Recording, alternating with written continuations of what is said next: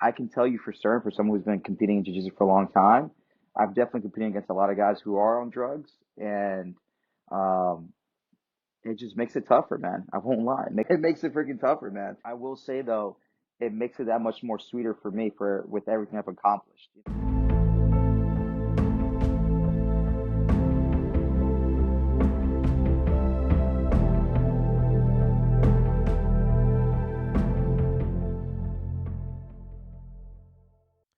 Hello, friends. Thank you for tuning into this week's episode of the Main Idea Podcast, where today I have the pleasure of sitting down with Jonathan JT Torres. A quick shout out to the sponsors of the show, which you can see behind me, Bubs Naturals and AG1. These are staples in my daily health and wellness routine, and if you want discounts on them, simply click the show notes. If you want to support this show in 2024, please take 30 seconds and leave a 5-star review on Apple or Spotify. It is so simple, and it helps tremendously with organic show growth. The other way that you can help this show is by sharing it with a friend who likes human performance, jiu-jitsu, and strength and conditioning. JT Torres is a 2-time ADCC 77-kilo world champion, 4th-degree jiu-jitsu black belt, and owner of Essential Jiu-Jitsu. He will be competing on grappling's biggest stage this coming August at ADCC 2024, which he just punched his ticket for recently. I hope that you enjoy this episode as much as I did. Without further ado, the talented Jonathan JT Torres. Well, JT, thank you so much for taking the time out of your busy schedule as a competitor, as a professor, a family member to be here. It really means a lot to be able to sit down with, as I said beforehand, one of the best to ever do it. Oh, thank you. I really appreciate it. It's a pleasure to be here with you today. Yeah, so I think that there's a lot of different parts that I would love to cover on this, many of which will have to do with your individual training and preparation, just given the fact that not only have you competed on some of the biggest stages and arguably the biggest stage in jiu-jitsu, but you've won at the same level, which Yeah. takes a lot of physical, but also a lot of mental winning. So I think I'd like to start way back when you were younger and touch on karate. What was it about karate that left a desire to find other martial arts for you? What was it that wasn't a sticking point there?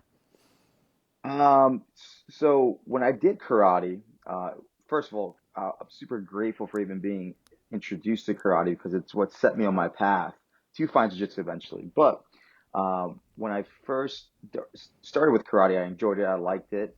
Had a lot of fun with it. And eventually I got my black belt. I was like around 14 years old when I got my black belt in karate. And I remember thinking to myself, well, I've kind of mastered it. Like, what else is there to go Right. with karate? So I was like, time to venture off into new things. I'm 14 years old. I think I've mastered something, which no way I did, but that was the Right, mindset right. back then as a young kid. So I started venturing off into other things, trying to play basketball, skateboarding, X, Y, and Z, and eventually I got led back to the path of martial arts. Now, when I was doing karate, my karate teacher at the time was really ahead of his time for the simple fact that he was always trying to teach us as much as he could.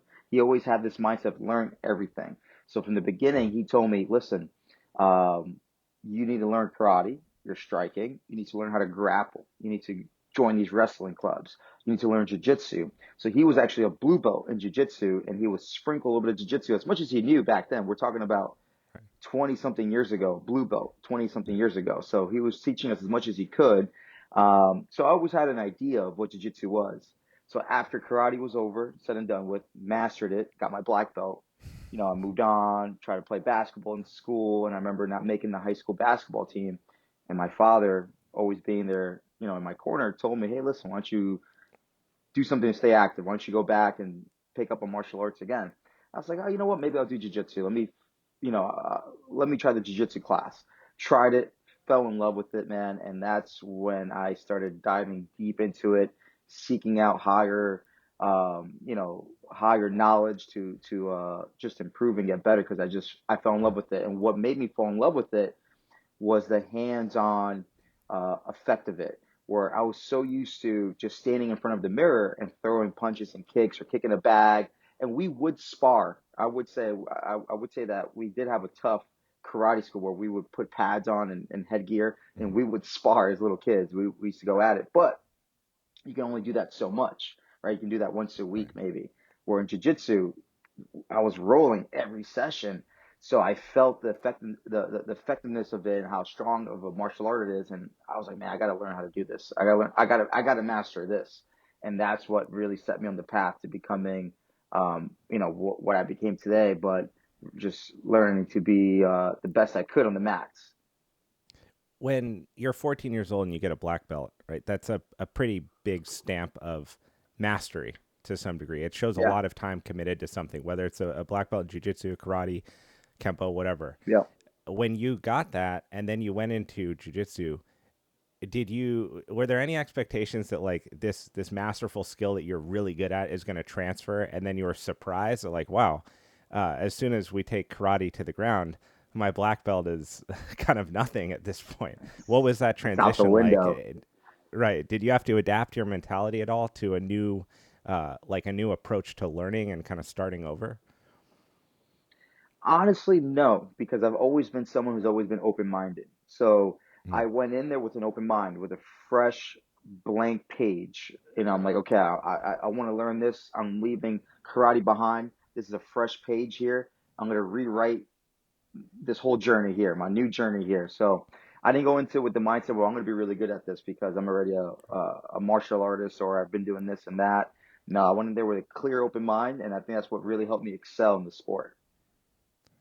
Yeah, being open-minded is an important part of anything where the learning process is so extensive. I think so. You mentioned Oh yeah. skateboarding, and I think a lot about growing up and being a skateboarder. How many hours you spend trying to land tricks and failing, like hundreds of hours that you spend Yeah. falling and scabbing up your knees and banging your shins and hitting your wrists, all for like just to be able to Oh do a yeah. kickflip or to do something silly. And when you become accustomed to that repetitive nature of trying and failing and trying and failing, it almost like hardens your mindset a little bit. And you see that people that do well in jujitsu have some sort of acceptance around that.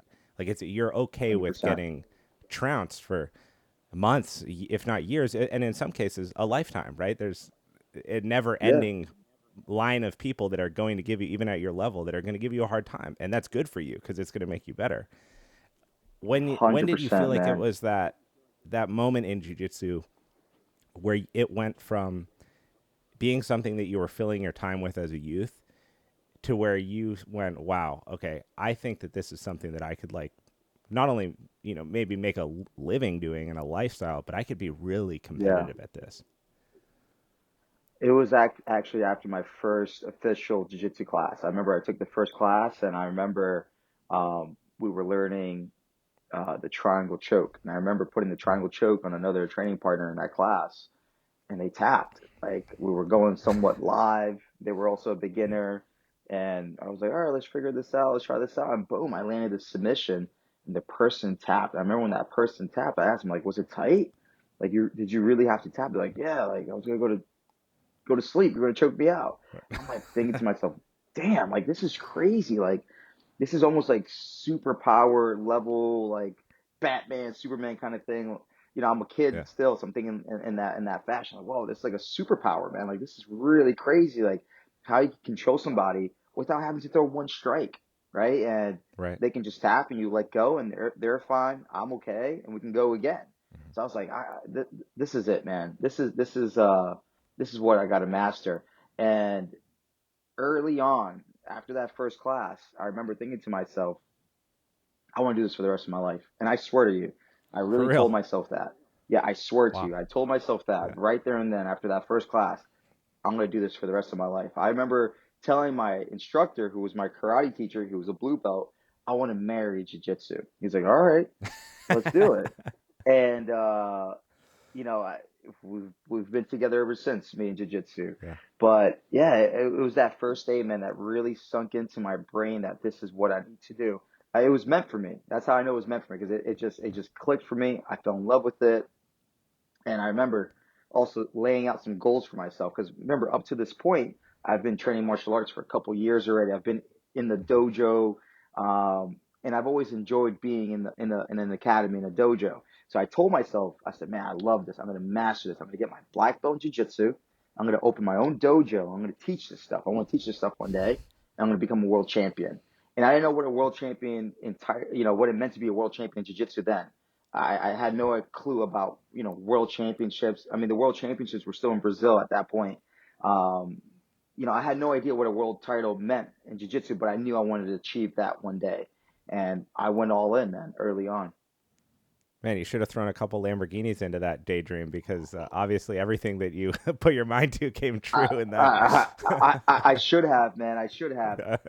But it's funny that we see that because I remember, people always ask me, do you think you are, you know, do you think, would you have thought then you would have been making the living that you're making now from jiu-jitsu? Never, never in a million years.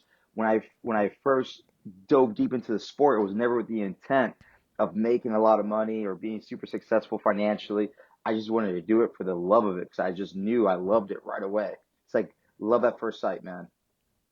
Were you tempted to cheat on your jiu-jitsu girlfriend with wrestling when you were in high school? I know like most high schools have a wrestling program, and Sure. it's funny, like when I look back on high school, so I grew up a skier, and that was Okay. 365. That's all I did, competing. Like morning to night, there was Cool. nothing else in my life. So Very cool. wrestling was there, but it wasn't it didn't have the shine that it has today. Like I just read some statistic that like the most high school kids have enrolled in wrestling than over the past 15 years. So it's obviously growing. It's Wow. functional across all the different martial arts. Was there ever a temptation there where you're going, hey, I'm kind of doing similar stuff here. I'm excelling at it. I have a knack for this, a natural understanding. I'm hitting submissions as they're taught to me in class. Should I kind of ratchet up the skill set while I'm over here as well? Or was there any temptation there? Never, never, man. Never, Wow. never, never. Now, But I you have such a was pressure wrestling. style. I do. It's crazy. I know I do. But I was wrestling at mat clubs. So I've always wrestled Mm, throughout my life, but never officially for school. So going gotcha. back to when I first started martial arts, my karate teacher, his name is Peter Clemente. I gotta give a huge shout out to Peter Clemente because he really did set me on the correct path. He told me early on, striking, jiu-jitsu, and wrestling. You got to learn all three. Because kind of going back to that part of the story, his goal for me was to become an MMA fighter one day, an MMA champion, right? So he Mm, knew you got to learn all these three disciplines and become efficient at all three. So early on, he put me onto the wrestling world by getting me signed up at a mat club, and I would go wrestle once or twice a week since I was like 10 years old. And, between the ages of 10 and 13, I competed in little wrestling tournaments every weekend. My dad would take me to PA, to New Jersey, all throughout New York to compete in these local little wrestling tournaments. And then, I did enjoy it. I had a good amount of success with wrestling. I've always been someone who's done well with, a combat type of sport. Uh, mhm. Basketball, baseball, football was never really my calling. But if you put me in a sport like wrestling, jiu-jitsu, karate, I've always done well with it. So I had success with wrestling. So my plan was, you know what? I'm gonna go to high school. I'm gonna try out for the basketball team. If not, I'll go to the wrestling team. And at that point, uh, the MAD club I was a part of was the rival high school I was going to. So the coaches Mhm. had an idea of who I was, right? They're like, oh, okay, you're gonna wrestle for the high school when you come in. I'm like, oh, maybe, let's see, that's the plan. Right. And again, leading up into high school, that's when I found jujitsu. That's when I fell in love with jujitsu full blown. And I said to myself, you know what? Jiu-jitsu's number one. Wrestling takes the back seat. But even throughout my high school years, even throughout my, when I was 19, 20, 21, I was still wrestling in these mat clubs throughout New York and New Jersey. And, during the summertime, college kids would come home and continue to Right. practice at these clubs to stay sharp. And I would wrestle with college kids all throughout summer. So, I've had plenty of coaches tell me throughout, my career, I would have made a really good wrestler. I would have been a really good collegiate wrestler if I would have gone down that path, which I do think I could have been a really good wrestler. But again, jiu-jitsu just did it for me, man. I don't know. Right. I just fell in love. Let's stick on this for a second. Unpack this. So, what is in your eyes? and I think you're an interesting person to ask this because you're so knowledgeable in the gi. You're also Yeah, two-time ADCC champion NoGi. yeah, You can respect wrestling clearly. What are the yeah. differences that you see from let's put this in the lens of like what should somebody value if they are a hobbyist or an Mm. aspiring competitor with regard to the two? I think something they should value that you can get out of both of them is control. When you learn how to Mm. control a moving body, it's it's uh it's a skill. That's a skill to learn and a great skill to have. And you can learn to do both in wrestling and in jiu-jitsu. Learning to control somebody, how to pin somebody down, how to stop somebody from moving. I think that's something that can be learned from both grappling arts. So do you feel like it's? I know that you have at Essential, you have a standalone wrestling coach that I teaches do. I do. techniques and approaches. So I've always coming into this later in life, right? Like I started jujitsu in 2019, so I've been doing it like a little better than Nice. 5 years, and I've Very always felt cool. like a jujitsu academy lacking a wrestling focus. It doesn't mean that Mm, you have to overhaul the class structure, but I've always felt that given the nature of yeah. the sport, the nature of the art form, and the self defense applications, right? Because of what you just Yeah. said, control. It almost behooves each academy to dedicate something to wrestling, whether it's dedicated stand up and takedown, even if it's at 50%, right? And you're just learning how the bodies interact with each other in that instance. But why decide to have a standalone wrestling coach in your academy? And what do you think you're getting out of that that maybe some other schools miss uh, by not valuing that or not thinking that it really has a place in the jiu-jitsu academy? That's a great question, man. I think adding the wrestling. I also have a judo instructor, Sensei Shintaro at the academy now too. Adding some sort of takedown Who's that? No. aspect to the gym. Another living legend, man. Yeah, yeah, Um, right. adding the takedown aspect to the jiu-jitsu game, to the jiu-jitsu academy, has done wonders for myself and for my students, right? From and I look at it from two different points. If you want to compete, you have to be comfortable on your 2 feet. You have to be Right. comfortable, right? When we go compete, you start on your 2 feet. We don't start on the knees. You don't start in the closed guard. You don't start in whatever, right? You start from your 2 feet. Now, whether you're a guard player, whether you're a top passer type of jiu-jitsu player, to me it doesn't matter. You should understand how to wrestle or how to play a bit of judo to get your partner down to the mat in a safe and efficient manner. Now, the other way I look at it too, from a self-defense perspective, right? If you're in a self-defense type situation, God forbid, you have to protect yourself, right? I don't expect anybody to have to pull guard. I don't want it. I wouldn't want anybody to have to pull guard, right? Right. It can be dangerous if you're defending yourself. So I think learning to be comfortable on your feet, closing the distance, and taking someone down to the ground safely, where you can later pin them down until help comes or whatever it may be, is also a big plus. So I think having takedowns a part of any jiu-jitsu program is valuable. I know it's done wonders for myself, for my students, and we see it. We see it in the results. I have an academy where I have a lot of people who love to compete. Uh, Right. we see my academy doing pretty well, from the kids to the adults to the masters. And I think it's because obviously we practice our jiu-jitsu at a high level, but also we practice our takedowns at a high level. So it gives us a different just gives us more weapons, more tools to play with. And again, if you ever find yourself in a self-defense situation, which I hope no one ever does, you also can feel comfortable protecting yourself from the 2 feet or on your 2 feet. Yeah, it's always surprised me having competed in jiu-jitsu and been now part of, because of moving in the pandemic, several different academies, that all jiu-jitsu competitions start standing, right? ADCC rule Yep. set, WNO, fight to Yep. win, quintet. Oh yeah. It doesn't matter what you're doing, you're going to start on the feet every single That's right. time. Almost every single training session starts slap hands seated. It's like Yeah. how is the sport competed this way every single time? And almost every single academy neglects to teach that. And I don't know if it's a maybe there's some apprehension around the risk, right? Because if you have an unskilled judoka who Yeah. doesn't understand judo, teaching people judo, Right. that's risky. If you Right. have someone who doesn't Yeah. understand wrestling, teaching people wrestling, again, that's risky. So if people are getting hurt 100%. standing up, it's a no-brainer, right? You shut it down in your academy because of the liability. You don't want people to get hurt and then stop coming.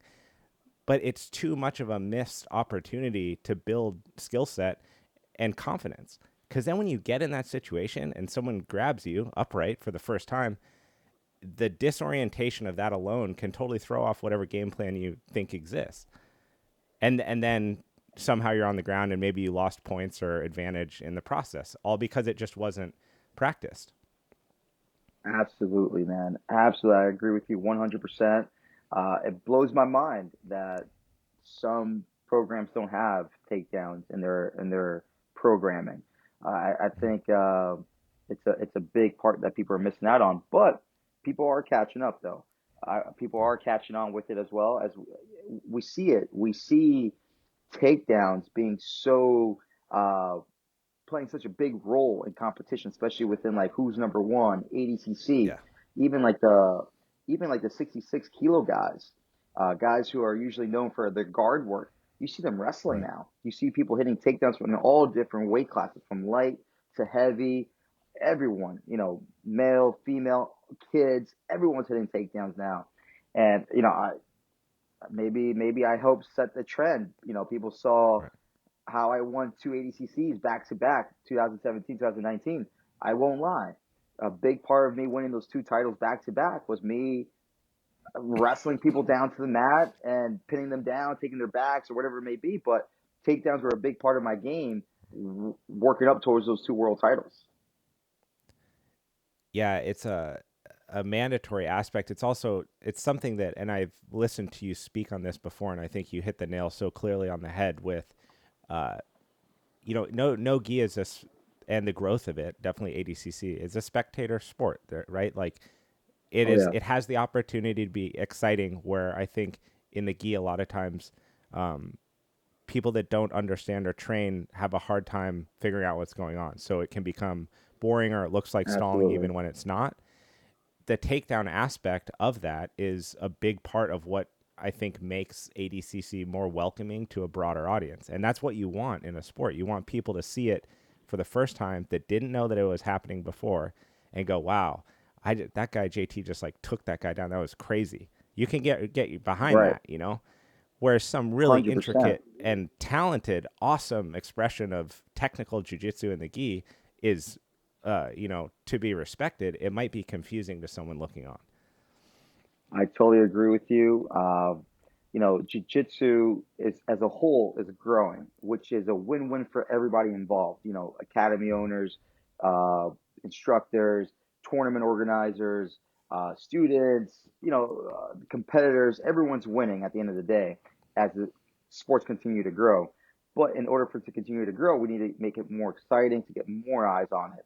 And I think ADCC is doing an amazing job. Who's number one's doing a great job. Even IBJJF, we just saw recently they're changing some of their rules. Yep.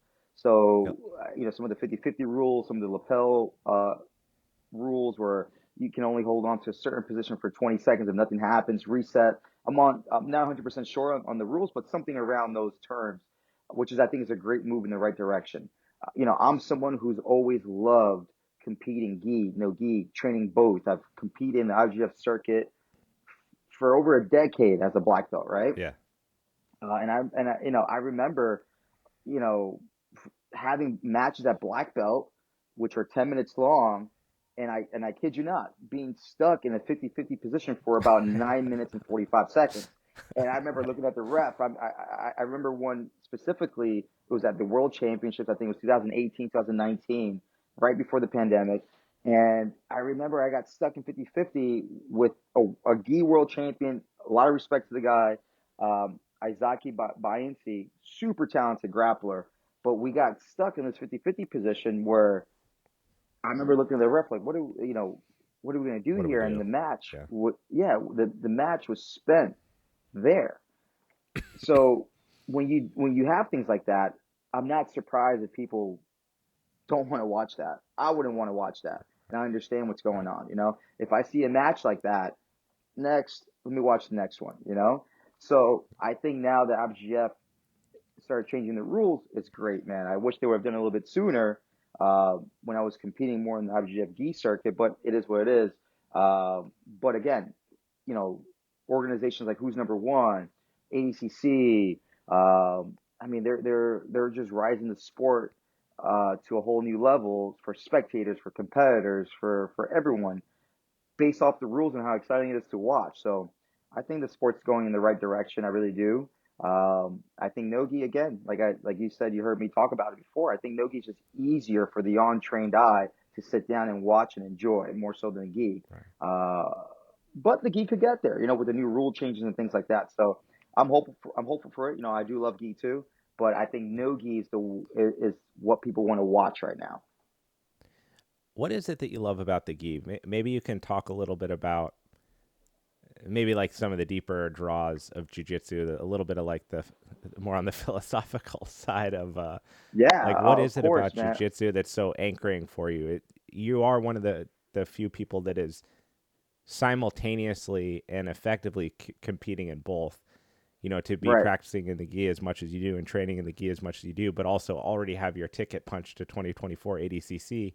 I think in most cases you might expect someone like that to vacate the gi in the short term, right? And Right. just go Right. all eyes Right. on this, especially someone who's won twice, right? It's not like this is Right. some pipe dream for you. I mean, you're a serious Right. competitor. So, what is it about the gi? What is it about it that you love, and do you think that it is here to stay? I think the gi will always be here to stay. And what I love about gi jiu-jitsu, it may sound kind of funny, but I'm dead serious. Absolutely love putting my gi on and tying my belt, man. To me, there's no other feeling like tying your belt. Like, boom! It's just, Yeah, again, we got to think back to when I first started martial arts. I was a karate kid at first, right? yeah, So I was always obsessed with like the kimonos and the black yeah, belts. I'm like, man, it's so badass to wear a black belt and put your gi on. It's almost I would compare it to almost like a superhero changing into their superhero uniform and going out there right. to fight crime and save the world. So I kind of feel the same way when I put my gi on, man. I just feel like, I love that power that I feel from it. Um, and again, I also think it gives us that martial art feel where Nogi, it's more of I don't know how to describe it. I think it's more of a sport if that makes sense. And the gi is more of a martial art. I don't know if that makes Yeah, sense or people will agree with me, but that's the way I kind of view it. So that's the reason why I still love the gi. And to be honest with you, when I won ADCC in 2019, 2017, I was still training gi throughout those camps. I've never stopped training gi or no gi ever. I've just always so done gi that's and no what gi. I think. Hoyler also never. He was always simultaneously training in both, Yeah. weekly. Oh yeah. What? So as someone who does that, because again, if we go back to, and we'll talk about like strength and conditioning here in a minute, because Yeah. you already mentioned programming, and I know that like you think like that about the conditioning side of it. But if we think about this from like a programming perspective, most insights would say if the application is specific to this type of uh, like material and rule set, that's what you need to train to do the thing, right? So if Right. you're eliminating grips and certain guard positions and attacks via the garment itself, then it would be wasted time to spend any time training in that if that's not what you're going to go compete in. But you challenge that and again, challenge it successfully. Right. So, what are you getting in your preparation for a no-gi bout by training in the kimono? I think what I'm getting is control, man. I think the kimono really helps us focus on control, like really getting grips and anchoring down. That's the way I look at it. Anchoring down. How do you anchor down to your partner? And then I try to replicate the same thing in nogi, but instead of grips, I'm always using hooks, collar Mm-hmm. ties, shallow underhooks. So really, it's the same thing for me. If I'm being honest, my game's always been very similar in gi and nogi. It has always been a simple transition for me, and I think that's because I've always trained jiu-jitsu from like that from the beginning. It's never been Uh-huh. I only like gi, I only like no gi. I've always done both in the beginning. So I think naturally my game has become pretty uh what's the word I'm looking for? Pretty easy to go back and forth between the two gi and no gi. My game's very Yeah. similar in both departments. So I think that's helped me make that transition back and forth. And again, one thing I will say, which maybe other competitors can agree with me, or maybe, somewhat agree with me, when I train for a big event, right? Let's say I train for an ADCC or train for a gi world or a gi super fight, whatever it may be. Obviously, most of my training's focused in that one department, right? So if I'm training for ADCC, I would say 80% of my training is no gi. The other 20% is gi, and vice versa. But I'm still training both. And I think it's important to train both because it gives you a little bit of a time off, if you may. So Mm. I'll Like explain here in a active second, see if it rest. makes sense. Active rest, exactly. So Yeah, yeah. when I train, I'm the kind of person who trains really hard. Like I really commit. When I set out to compete, like we saw today, my invite got sent Hmm. out for ADCC.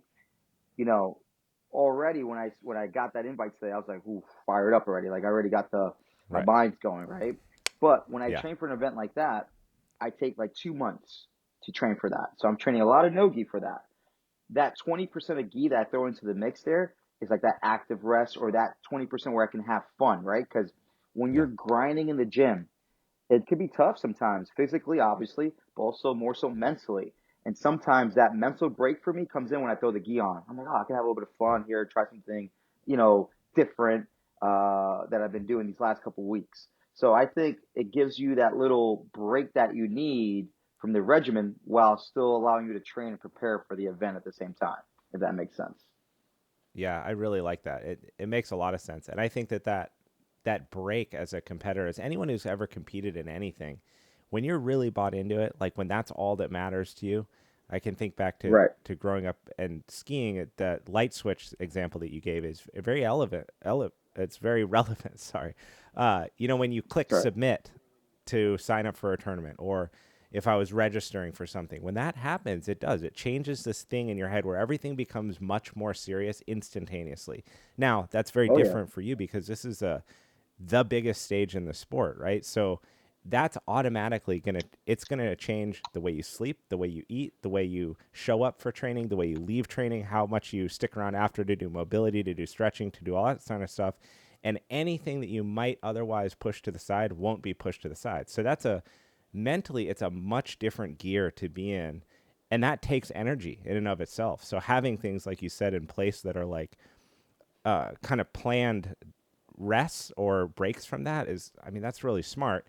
It just so happens that Right. rest is also coincides perfectly with what you're doing because it's that same similar mindset and art form. I know that there's Exactly. people out there who've done a tournament or they're thinking of doing a tournament and they have that thought of like, I don't think the right people are around me to prepare me for this. Right, my academy is not deep Right.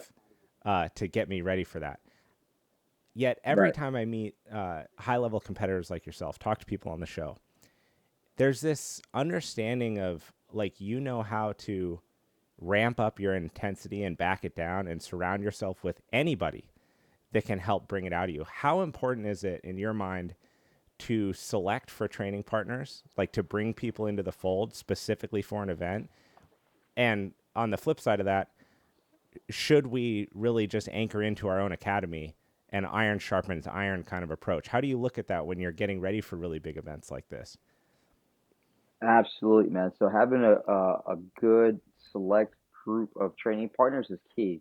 You need the training partners to help you. It's one of these sports that you can't do it by yourself, right? You have to have Mm-hmm. training partners to push you, to not just push you, but to also keep you accountable for your actions. Sometimes as humans, you get a little tired, you get a little sore, you start slowing down a little bit. You need your partner there to pick you up, like, hey, man, let's go. You got this. Keep moving forward. So I think selecting the right amount of people or the right people to surround yourself with for training camps is super key.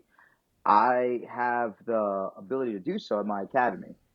When Right. I first when I first won ADCC 2017, it was actually when I had just opened up my own academy and I did all the entire camp out of my own gym in 2017, and the same thing for 2019.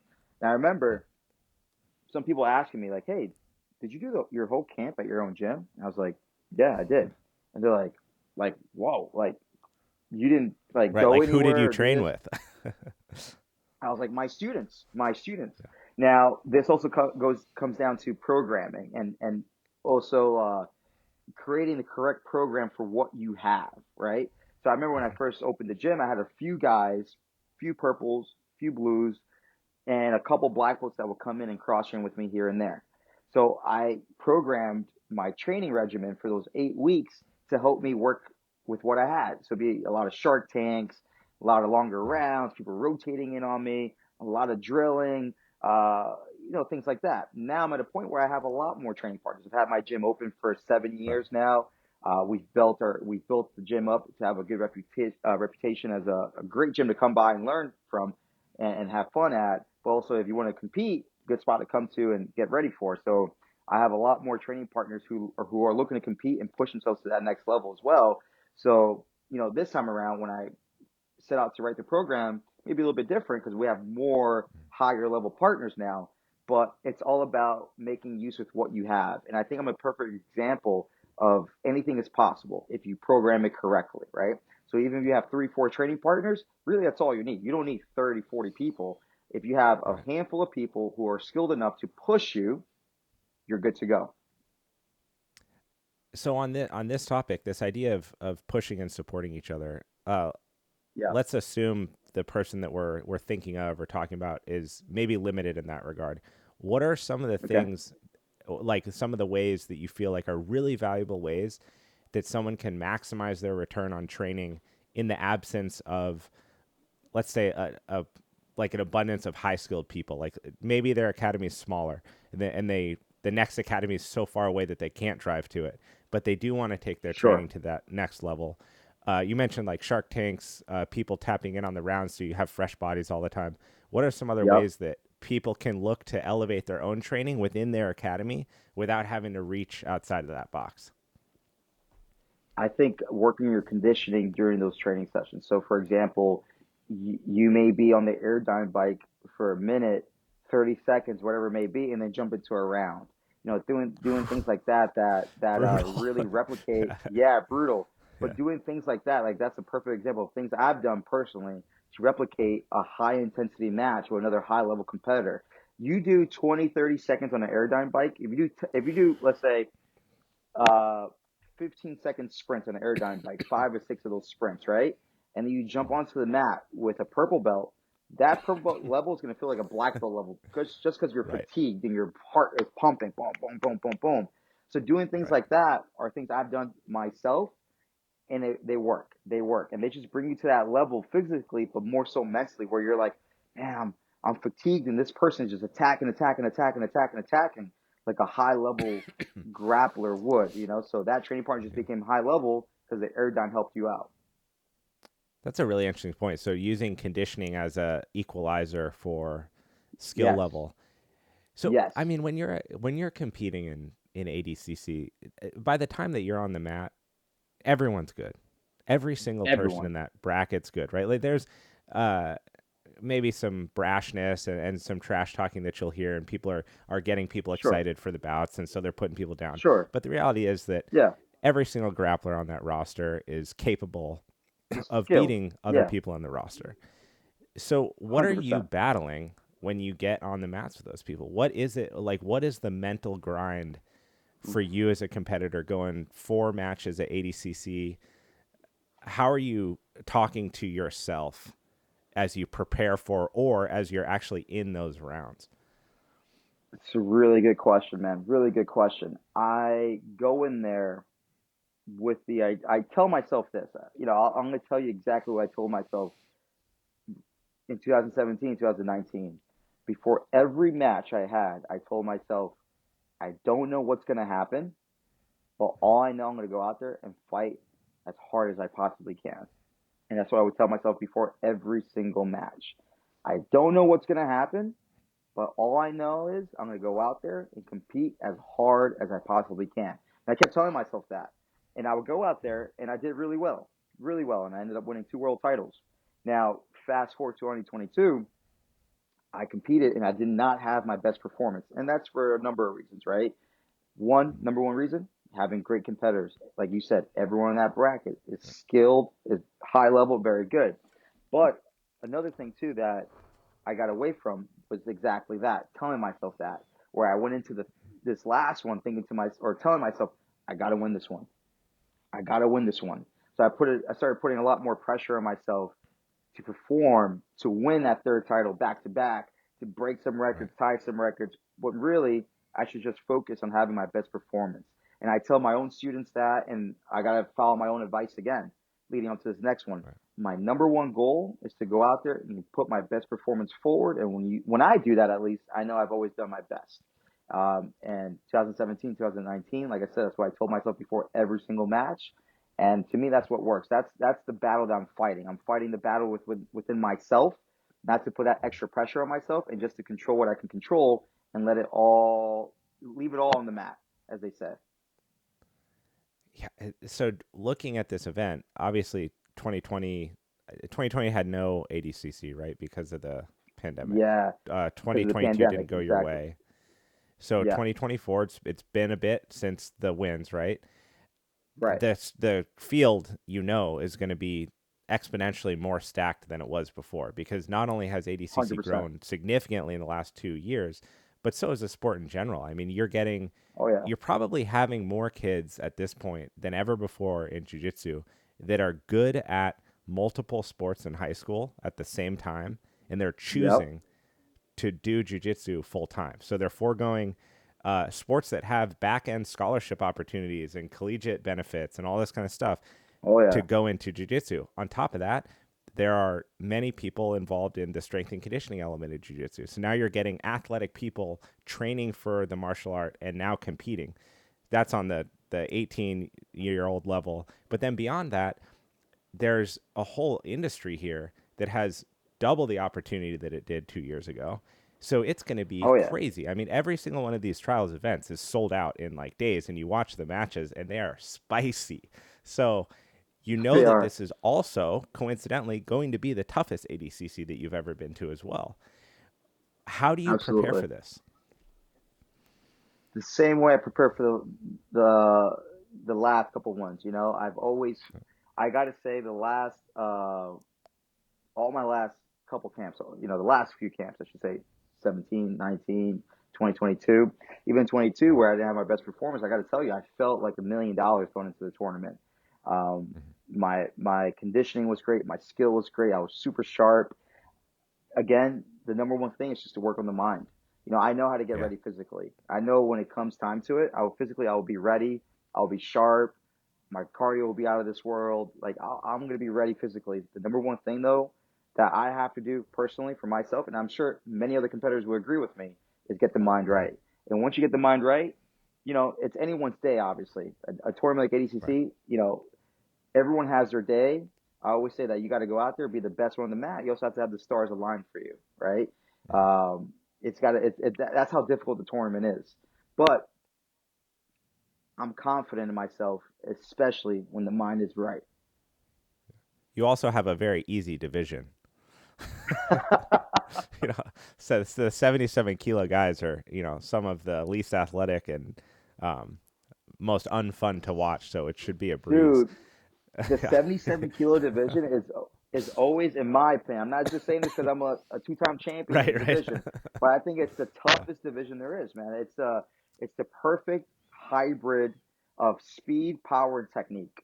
It's just Yeah, it because that really puts is. you at, it's 55ers, right? 155, right? It's 170, No, 170. It's 170. Okay, 169.8 pounds. right. So I mean, same can be said for UFC, right? That division is just it's unreal. It's exactly that The because it's welterweight division. people Yeah. people that are walking around at like 85, 90, right? That are Right. strong 85, 90, coming down. So Yep. you have a ton of strength Yep. relative to your body weight, and now you're faster. So you're quick. You have cardio. You have tons of strength, and then the skill set. You've been training your whole life, so it makes for such exciting matches. How let's if we could hit on strength and conditioning for a little bit, because I know that it's Yeah. something that you share part of this, via social media and in your life, and it's cool to see because as a, this is what I've done for my whole career is coach people and train them. So I always have Awesome. an appreciation for this kind of stuff. But even hearing you talk about jujitsu as programming, right? Like I know that your brain thinks about martial arts the way it thinks about strength and conditioning. So Oh what yeah. is your kind of, let's look at your year round. Like what are you doing for maintenance to keep your body in a position where you're kind of always a couple steps away from being able to ratchet up into that 2 month window that you mentioned is kind of your prime time to get ready for a big event, whether it's like a WNO or an ADCC or something like that. How much time are you juggling between uh, like dedicated strength and conditioning, whatever that may look like, and then gi jujitsu and no gi jujitsu? So no matter what time of the year it is, whether I'm getting ready for an event or not, I'm always doing 3 days a week strength conditioning. Always, unless obviously that Nice. some days I have to miss a day or two here and there because I got to travel or whatever it may be. But I'm always getting into the gym 3 times a week with my coach. And like for example, right now it's been more so power building, lifting a little bit heavier, um, you know, lifting a little bit heavier. But when it comes time to get ready for these events, it's a lot of circuit type training, Yeah. really pushing the cardio, a little bit lighter weight, but just moving the weight around a lot and just building that, you know, fatiguing the muscles to the point where I can't push the dumbbell over my head or I can't do the box jump. That's where we're getting at. That's the level we're pushing it to when we're getting ready for these big events. So a lot of circuit training, a lot of lighter weight, body weight stuff, a lot of track workouts, swimming Yeah. pool workouts are tough too. We throw that into the mix as well. And It's the brutal. worst one itself, the freaking Airdyne, man.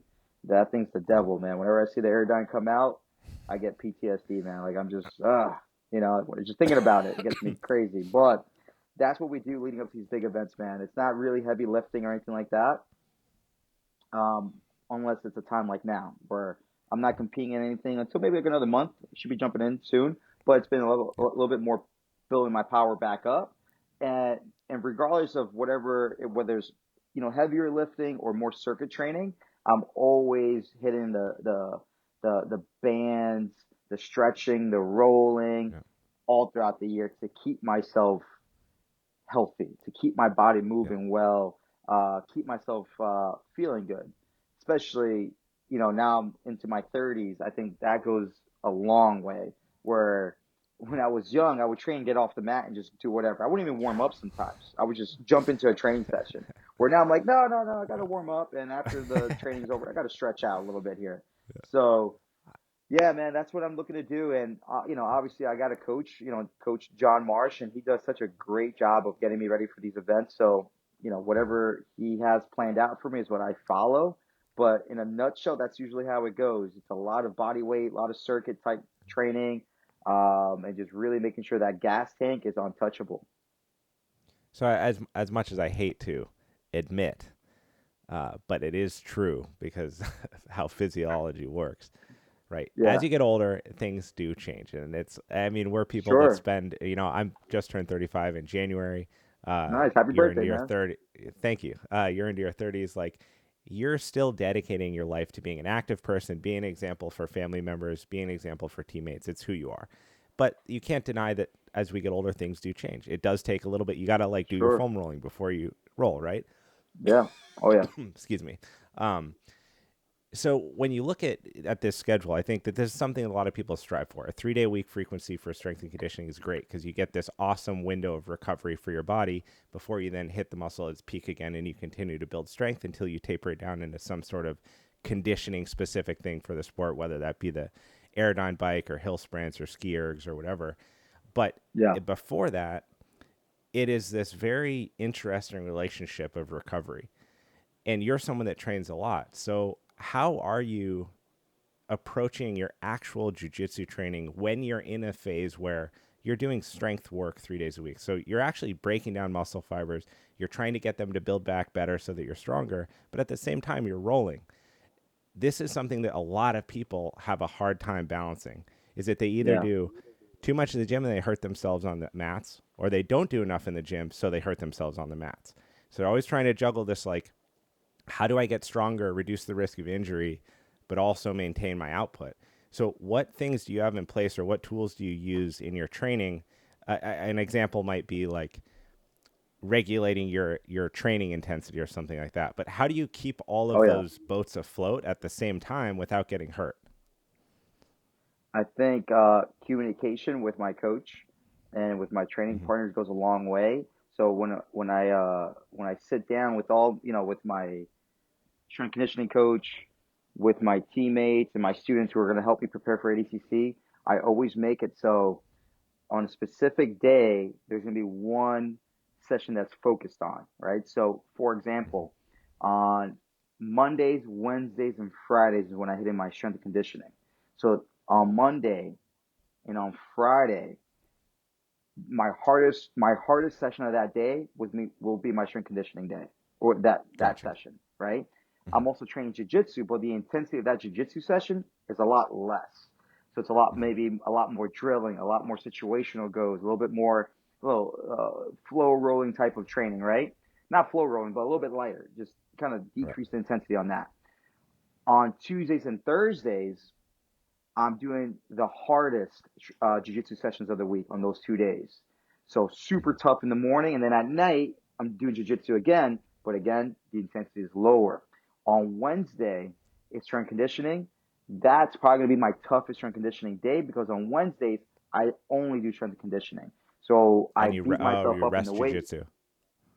and then I rest jiu-jitsu. Well, I active rest jiu-jitsu. So my jiu-jitsu session that Right. day will be an hour of drilling. Just come in, working technique, working my transitions, my moves, what I'm trying to work on for the tournament, whatever it may be.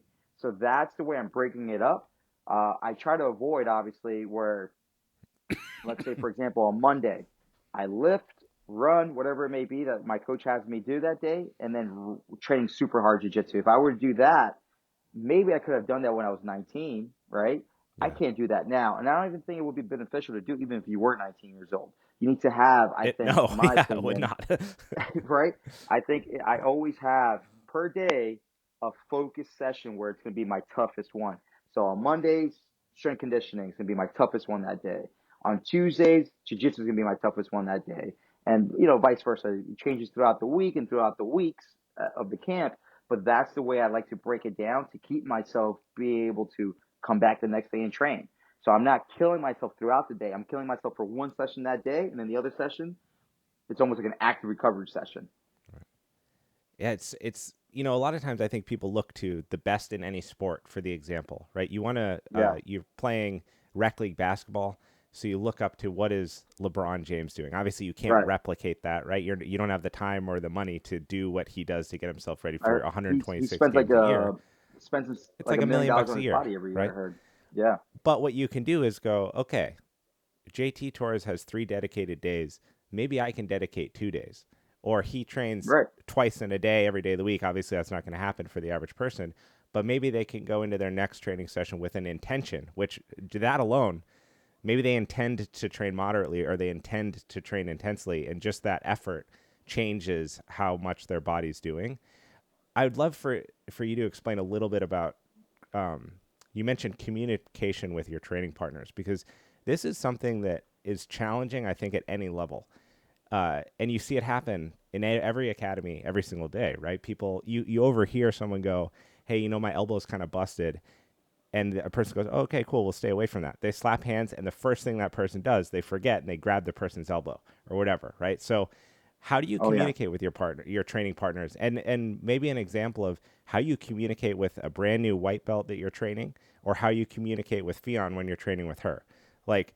What are those conversations like when you're trying to control this intensity and keep yourself healthy?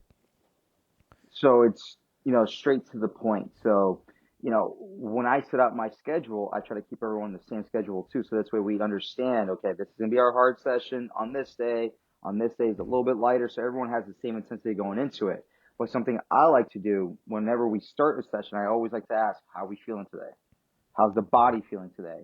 Is there anything that's a little tweaked or something that's a little hurt that we got to avoid today? So I always try to talk to everyone. So, you know, this is where I got to have a fine balance of things where I'm still a competitor getting ready, but I'm also looking out for the other competitors still on the mats. I'm always asking them questions. How do you feel?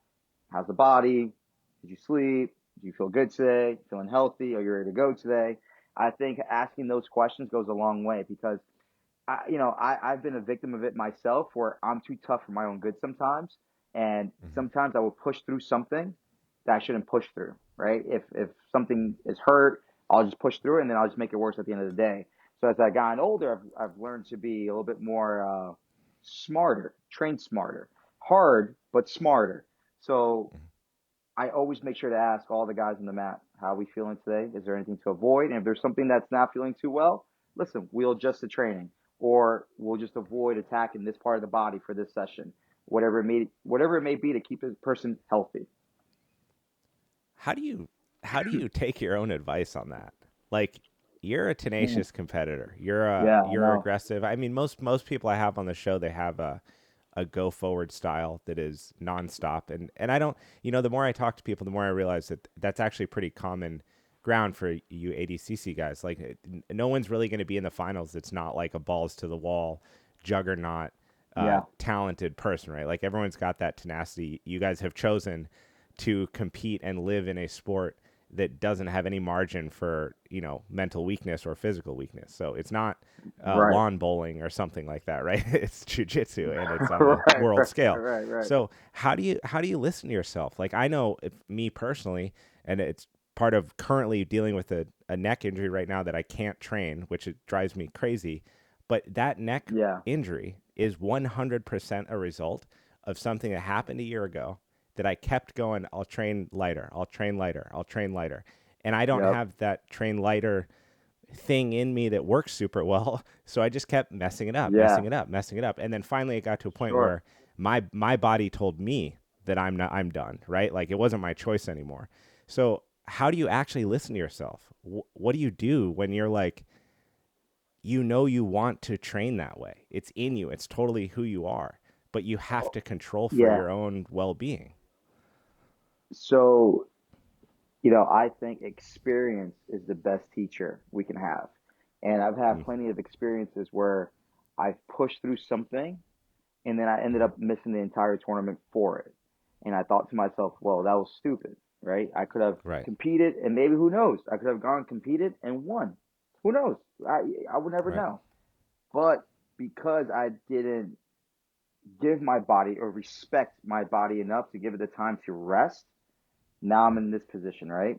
So I've had experiences like that in the past where I had to miss out events, I had to pull out because I was hurt, just because I just did not give myself the time to recover, and then I'm stuck in a position where I'm sitting out with regret. So I know because I've been on that side of the coin. I know what could happen if we don't respect the body and listen to the body when we have to listen to it. And I think it comes with what's the word I'm looking for? Just again, being experienced, but also being mature in your training and disciplined in your training, right? Where I used to have this battle within myself in my head, like, oh, I'm being a punk right now if I don't go train. Like my Right. knee hurts, dude. No, that's just me being a Yeah. bitch, or Yeah. me being a punk. Like I'm just bitching out, Yeah. I'm punking out right now. And then I would just hurt myself further and deeper and have to miss out, training or tournaments, whatever it may be. So now that I've been training for 20 plus years, been training, competing, I know what can happen if we don't respect and listen to the body. So just experience, man. Experience has taught me. I've learned the hard way, if you may. That's the way I've learned. And that's the way I've forced myself to listen to my own advice because now I know what could happen. What are some of the worst, most like reshaping injuries that you've suffered, and obviously you've came back from every injury you've ever had because you're still here and you're about to compete Yeah. again. But what are some of the Yeah. bigger ones that really kind of left you in your tracks, going like, is this something that I can continue doing? How does this fit in my life given the circumstances? So quick example of exactly what I was just talking about. In 2015, I was slated to compete in the 2015 ADCC Championships in Brazil. And that tournament I had to back out of and get knee surgery done on my meniscus. Now, thank God it was Wow. just my meniscus because up until that point, I wasn't sure what was wrong with my knee. Fast Hmm. forward a couple months before the ADCC camp that year, I was competing at the GI Worlds And I remember somebody hurt my knee.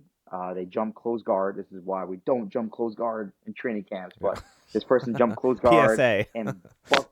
Yeah, yeah. And he buckled my knee, and he ended up tearing my meniscus, which I'm happy it was just a meniscus. But what Right, did I right. do? I still competed at Worlds that year in the gi, and I remember I think I took bronze. Yeah, but my knee Yeah. was swollen. It was fat, man. And then after that, after Gi Worlds that year, I took like a week or two off just to let the knee rest, and then I started ADCC training camp.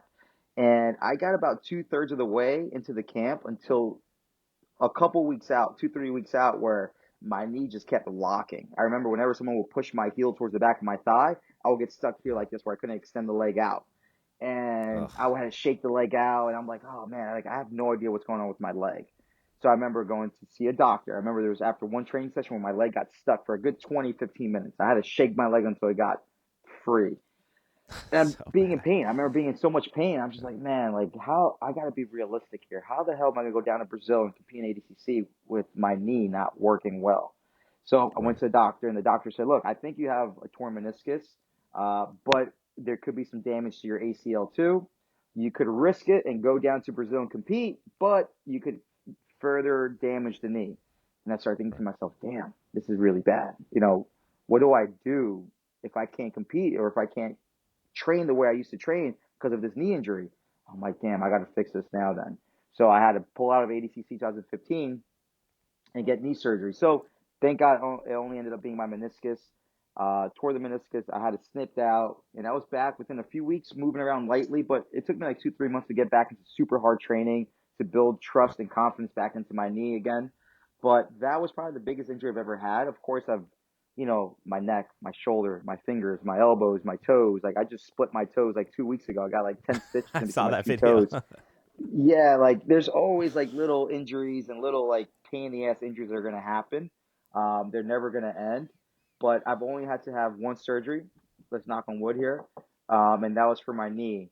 Other than that, it's just been other, just I would say common injuries that you get, Do you you do know, any with your coach? Do you do any isolated like neck specific training exercises? Just I ask because well, obviously for me selfishly, but because your style, like you apply so much pressure with the upper part of your body, right? yeah, Like the head is a really yeah, valuable tool to drive in, turn the head, create pressure. It weighs, like 10 pounds. So it's this big bowling ball that we have that in wrestling exchanges and in passing exchanges, it can be the anchor. It's like the difference factor, right? So, have you ever had any, or do you train anything specific for that? just we do some exercises where he just simple things really where he puts his hand on my head and lets me like lean into it. I got to hold Right. myself up, doing neck exercises like that. And also just I think training wrestling gets your neck Yeah. stronger. You're having someone heavy on your head, keeping good posture, good head positioning. That always helps too. So nothing crazy, but doing little things like that really goes a long way, I think. I think that's another reason why I see so much value in wrestling as a separated and practice thing is Yeah, it yeah, it does teach the body these specific like tension and frames that you don't get from other jujitsu positions. Granted, look, I get it. I mean, I feel like I beat a dead horse on this sometimes. Like, not every person that's doing jujitsu wants to be a competitor, and not every person that's doing jujitsu has any interest in building skills outside of the slap hands and play jujitsu. So I sure, understand that yeah, doesn't make sense everywhere, but at the same time, there's a lot of benefits that you get in your body. Just even if you're like doing chain wrestling and you're at 50% and you and your partner are really just working on the actual transitions from like one from forward to under the arm to the back, like just getting used to that, you start to learn spatial awareness with your head, and then you yeah, avoid those clashes, right? When you like slam your neck into somebody or there's space and it closes on your head and so you get whiplash. All those start to go yeah. away the more that you practice even just pummeling, right? Like keeping that chest to chest closeness and Oh yeah, understanding how that movement works limits the opportunity for some risky like clash of the bodies. 100%, man. I mean, like when you see just straight up wrestlers, collegiate wrestlers, Olympic level wrestlers, They always got tree chunk legs for the most part and thick necks, right? Yeah. So it goes. I mean, like you see a swimmer. Swimmer may have a strong back or a strong chest Yeah. from swimming a lot. Gymnasts are always big biceps, just pulling out those rings and big shoulders. So I think when you have there's always some muscle groups that are always specific for certain sports, right? Mhm. And the neck is super important, man, especially for jiu-jitsu and just for keeping ourselves safe, right? So having a Yeah. strong neck goes a long way, and having a wrestling uh, dedicated program or dedicated within the program goes a long Yeah. way. Like you said, just developing good neck strength and good head positioning just to keep yourself safe. And then obviously, learning how to tuck your head and doing forward rolls whenever you do get taken down or thrown over the Yeah. top. Learning how to break a fall goes a long way as well to keep yourself safe. But absolutely, man, wrestling has definitely helped keep my neck strong and for the most part healthy. It has its Yeah. good days and bad days, like so other fingers and knees and toes and stuff like that. But pretty healthy for the most part, man. And I think because that's also another good point too. I'm consistently training too, and I think that's another Yeah. reason why I'm pretty healthy for the most part. Yeah, I think that that's another important and often not talked about point is if you're doing a good job of regulating intensity like you do, right? So you actually do have these Yes. dedicated days. What intensity regulation allows you to do is train more frequently without excessive wear. But what people do is they Yeah. they get their best days in, right? So sometimes it's a time availability thing. You can only get in a couple times a week. But if you only train a couple times a week and every time you train super hard, the risk for injury is just higher. Whereas if it's the status quo and you're Yeah. consistently going and then you're regulating that, obviously it's gonna position you to sustain less injuries. Um 100%, man. I'd like to touch briefly on because we're in San Diego, but what was it like moving to and training at Atos and learning from Andre Galbao? How instrumental was that portion in your development? And what are some of the things that you felt like maybe in hindsight were really key from that time of your development as a grappler? Yeah, man. I mean, moving out to San Diego and training with Andre was huge benefit for me. And one thing that I took away was watching him be a coach and a competitor successfully at the same time. And was no easy task, but I would see how he would push the entire room while Mhm. pushing himself at the same time. The way he would program the training camps, I learned a lot from him too. I still use a lot of what we worked on over there in Mhm. San Diego in my camps here in New York now. So those things I still carry with me that I learned from him how to be a coach and a competitor at the same time. And I'll say it's not easy. It's freaking Right. tough, man. It's very tough. But he did it very well when he was still a competitor at the time. He did it very well. He was on top for a long time. He won a lot of titles, and I think he has cemented himself in the world of jiu-jitsu as one of the best ever to ever do it. And I got to see firsthand how he accomplished running a gym, coaching the students, and also coaching himself and pushing himself while pushing everyone else around him. So yeah, man, that's the biggest thing I took away. I will also say that when I first moved over to California, I also there was a big jump in the level of technique. Where I've always been a grinder, Mm. grinder, grinder, and Andre's a grinder too, but he definitely mixes in the technique a little bit more than I was used to. So that was also a big change for me, which helped me get better, man. It helped me get better. Yeah. It took my game to a whole new level. But yeah, I'm forever grateful for all the lessons I learned out in San Diego from Professor Andre. But I would say the biggest thing I walked away with is seeing how he was able to do both, juggle both, being a competitor and a coach at the same time. Yeah, it's your tenacity and your strength and your grind mentality work great until you meet someone who has the same thing plus a little bit more technique than you, and then all of a sudden, Exactly. then it's an opportunity to learn more. When you look back Exactly. on your career, if we can, let's push us out 20 years, right? So Sure. JT Torres is in his late 50s, early 60s, been competing and super decorated for a long time. What do you want your legacy to be in the world of jiu-jitsu and grappling? I just want to be remembered as someone who was one of the best, obviously, someone who always competed and left it all on the mat, competed with his heart, and always try to set a good example and inspire the next generation coming up and inspire those around him. At the end of the day, man, that's my biggest motivation is really the students I have with me on a daily basis at my academy. When I go out there and compete, it's so much more than just about me. I want to do it for them. I want to make them proud. So yeah, man, that's what, I would like for people to remember me as someone who left it all on the map, but someone who also set a good example for those to follow. And where do you think jiu-jitsu is headed in that time frame? We've got a lot of exciting Oh, things going on, a wow. ton of different promotions that are starting to put, whether they're making money or not, they're pumping a lot of money into the production Pumping. and Yeah. marketing of the sport. You have, younger kids getting involved sooner.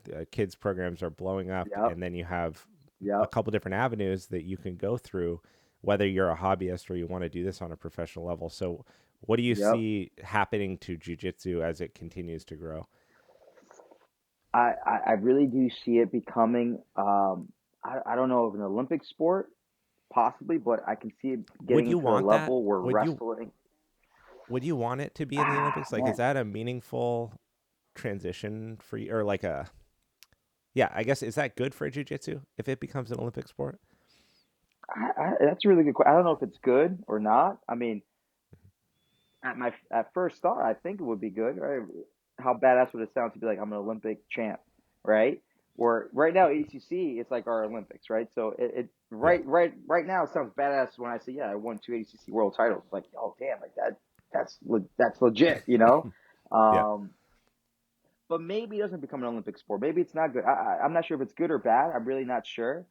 But I do think that jiu-jitsu would get onto that level where Olympic judo, Olympic wrestling is being recognized at. Where when you hear hmm, someone say, "Yeah, I'm an Olympic gold medalist in wrestling," you're like, "Whoa." right, I think yeah, eventually you're gonna be able to say the same thing. I'm a ADCC gold medalist. Whoa, like more people are finding out about it. The world's getting put on notice about it. I mean, obviously, I'm sure if we look at numbers, there's more people in the world that wrestle and that do judo. But I think right, jiu-jitsu is catching up. So I think 20 years from now, jiu-jitsu is going to be on that level where it's yeah. recognized It's worldwide. the only reason. So the only reason I stick on the Olympic thing, I think I always just think I don't honestly know how I feel about it either way. I think it's an interesting question, but the Olympic Committee is such a disaster, and I know in other sports, like the sacrifices made by the athlete to be there, it's the athlete definitely wears the brunt of the glory, and there's really only this one brief moment every 4 years, right, where you actually really get to be Right. celebrated by it. And then on top of that, and I think that this is just it's kind of I don't know if it's a problem or not, but ADCC is an unregulated promotion, so you don't know really 100% who's taking PEDs and who's not. And to be fair, as a 100%. spectator, it's kind of like you don't care, right? You can maybe it's disappointing, right, as an athlete to be like that guy's cheating. But when you watch two people, when you watch Gordon and Andre go together, they look like they're cut from the side of a mountaintop. It's kind Yeah. of crazy, right? So you change that. You Yeah. take the Yeah. top guys out of ADCC, you put them in the Olympic committee rule set and doping regulations and everything. I wonder. I wonder more as like a thought experiment. I wonder what that does to the sport. Does it? Do they make I that would be exciting? curious, man. I would be curious too. As someone who's drug free, I'm very proud to say that I am drug free. I won Which I respect ADCC titles. heavily. Yeah, thank you, man. I appreciate Yep. it, man. And I know some people won't be like, oh, won't believe me. Like, oh yeah, shut up, GT. People are always gonna have what they want to say, but I am a drug free athlete. Yeah. I won two world titles drug free. It would be interesting to see what would happen if uh if that was set in place, right? Like someone coming in Yeah. to test like that. I mean, yeah, I'm sure it would change the sport dramatically. I mean, I So don't know. I don't know. Isaac Doderling put up something today that was so funny. It was so I think USADA is going to be testing some pool. You might know better than I. There's some upcoming Okay, tournament, but USADA has been announced. I would pull up my phone, but it's on Do Not Disturb. this So is the great they just the announced. Grand Prix. Yeah, I think it is. And Okay. they just Okay. announced that they're going to be testing it. And he's like, screenshot the roster now, and see how many people drop Wow. off. What is it like being a competitor in ADC? Someone who's, and I mean, all we can do is accept that you say that you're clean, and I respect that, and I Right. trust you. Right. Right. That you've Right. accomplished 2 titles, right? Doing that against a field that is unknown. We don't know. I mean, there's a lot of speculation in the community as to like which athletes are, which athletes aren't, how much we should care, and then the fact that it's not regulated by ADCC is kind of like a look the other way to accept it into your sport. Do you think about that at all as a competitor? Is that something you care about? Do you have convictions about PEDs beyond your own personal use? Um, that's a really good question, man.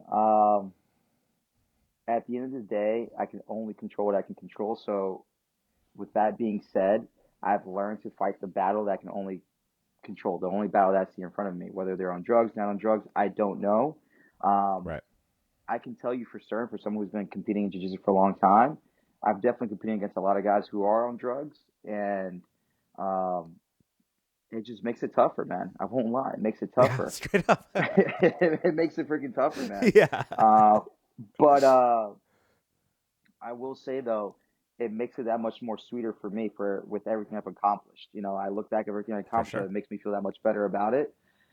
But yeah, man, I'm not here to judge people on who, you know, if they decide to take it or not take it. It's not, I guess, illegal not to take it in jiu-jitsu right now. I mean, unless I guess there's some organizations where USADA is coming in now. That's Right. where it'll be illegal. But unfortunately, I guess I don't know. It depends on how people look at it. Like you said, maybe some spectators like, yeah, this is freaking awesome. Like Right. seeing Gordon and Steroid Andre league. go at it, you know. Um, but for me, I really don't look into it too much, man. I just stay focused on who's in front of me and just doing the best I can. And that's the way I look at it. No, I'm not here to judge anybody or say anything to anybody whether they want to use it or not use it because at the end of the day, we never really know until Right. there's tests or and we see results. But till then, I think there's no use in trying to you know battle and figure out who's on it, who's not on it. I just focus on me, focus on being as best as I can and performing the best I can. Well, that's a really good way to look at it. And it's true because you can't control that. And if, as a competitor in anything, you're already coming up with or putting energy on potential future excuses for your losses, then you're not in the right one Hundred headspace percent, to be a performer anyway. And so you're already doing yourself a disservice. But um, 100%. that's awesome, JT. I really appreciate you taking the time, man. We need more athletes like you. It's good to communicate with people that are thinking about this from Thanks, man. multiple levels. You know, you're approaching jujitsu as a serious competitor, but you're invested in both parts of it. You're also thinking about strength and conditioning. And I've Oh never yeah, been to your academy, but I would imagine that type of mentality, that type of mindset, it bleeds into the rest of the people that you're around. So there's people that are benefiting from that, and they're developing as young grapplers, up and coming grapplers that you probably don't even have a pulse on how impactful that can be. But you think back to all the people that had an impact on you when you were younger, and I can reflect on all the people that had an impact on me in my sport, and it's really good to be surrounded by good people. So I appreciate you taking the time out of your day thank you, and sharing your wisdom with us, man. thank you for having me on the show today, man. I really appreciate it. I had a great time, great conversation, man. Appreciate you. And we'll be rooting for you ADCC 2024. It's going to be so you're real quick. You're guaranteed a spot. Yes, You don't have to do yes. any qualifying, right? So you're 100, No, barring any kind of injury or anything like that, you are 100% competing ADCC 2024. yes, absolutely. 77 kilo division. Let's go. Let's get it. Let's go. All right, JT, thank you so much, man. Thank you, brother. I appreciate you, man. Take care. Hey, friends, Abe here. Thank you so much for tuning into this episode and sticking around to the very end. If you want to support it, leave a 5-star review on Spotify or check out www.maynideapodcast.com. Join the mailing list and stay up to date on all things The Main Idea, from future guests, sponsorship opportunities, products that I'm using to help me perform at my best, invites to ask me anything, and any upcoming pertinent information to the show. I cannot do this show without you. It is literally why I show up each week and put these episodes together. So thank you from the bottom of my heart from being part of the community. I hope you have a great day.